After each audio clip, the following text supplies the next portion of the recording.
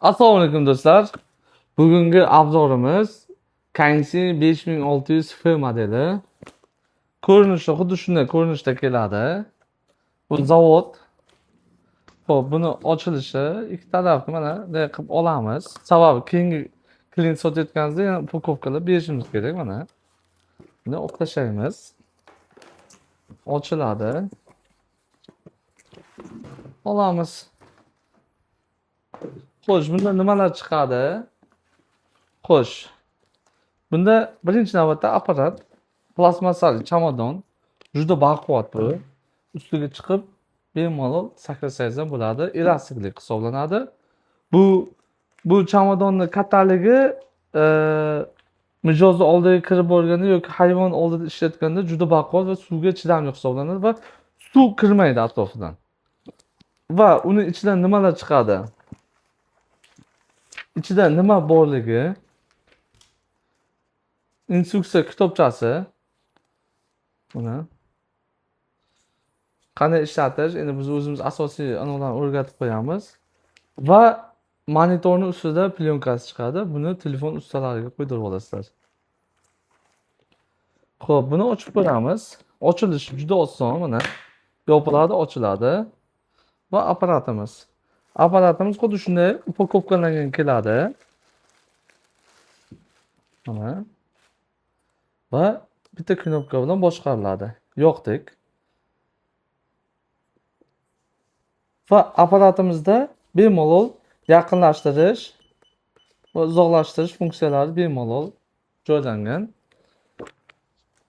Va apparatlarimiz 2.1 hisoblanadi. Ham tashqi, ham rektalni ishlaydi. Bu qavariqli 20 sm chuqurlik ko'riladi. Ishlash jarayonida bemalol mana shuni ushlab ishlatiladi. Unga, chapga, pastga, tepaga bemalol ishlatish mumkin. Xo'sh, bu apparatimizni zontini bemalol suvga yuvsak bo'ladi. Nimalarga yuvmasligimiz kerak? Uzumni ishqoriga hech qachon yuvmanglar, ayniqsa vodiyliklar. Sababi vodiyda uzumni ishqori juda ko'p ishlatiladi. Ayniqsa sezon vaqti shuni ishlatib qo'ymanglar. Issiq suvga yuvish mumkin emas, bo'lib qolgani ketaveradi. Sovun suv bilan yuvasizmi, boshqa suv bilan yuvasiz farqi yo'q. Xo'p, buni asosiy bo'yinga taqish ishqolimiz. Va bu apparatimizda eng qiziqarli tarafi buni o'zini alohida kojinli chiqoli bor. Sababi bu kojinli chiqolimiz nima vazifani bajaradi deganimizda mana ochiladi. Apparatga mana shunday ulanadi. Bu qo'yilgandan keyin chiqol bunga biriktiriladi, bemalol bo'yinga taqib yursa bo'ladi. Xo'sh, buni qo'lda, oddiy qo'lda ham ishlatsak bo'ladi. Mana qo'lda ko'tarib olib yoki mana bunday qo'yib ham ishlatsak bo'ladi. Bu asosan mana shu ishlash jarayoni qo'ylarga juda mos keladi.